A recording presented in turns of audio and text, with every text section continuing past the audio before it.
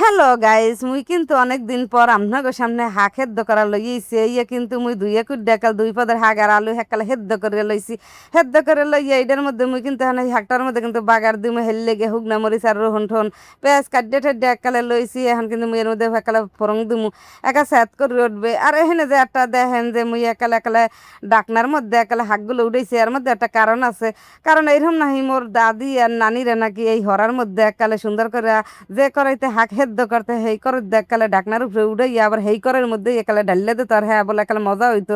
হেই এমন মনে হচ্ছে দেখে মুইও একালে কোনো একালে সুন্দর করে কিছুতে না লই একালে ওই ঢাকনার মধ্যে ঢাকনা মানে হরা হরা আছে না, এই হরার মধ্যে একালে লইয়া হাকগুলো একালে ডাক এককালে দিয়ে দিছি। একালে কি সুন্দর করে এখন লাড়িয়ে সারিয়ে এককালে মিলেই ঠিলাই লইতে আছে, এত দেখতেই পারতেছেন। আর এই টাইমে যে একটা কি ঘেরান আহে, হে ঘেরানটা যে পাই হেই বুঝে যে হাগের একটা বাগার দেওয়া বা ভরং দেওয়া, সেটা কি মজা না লাগে। কালে প্লেট ভরে ভাত খাওয়া যায়।